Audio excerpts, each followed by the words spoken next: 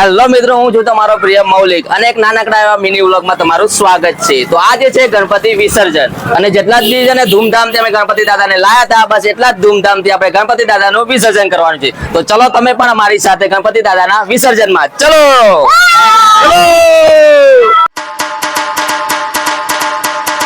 Gimana nih? Saya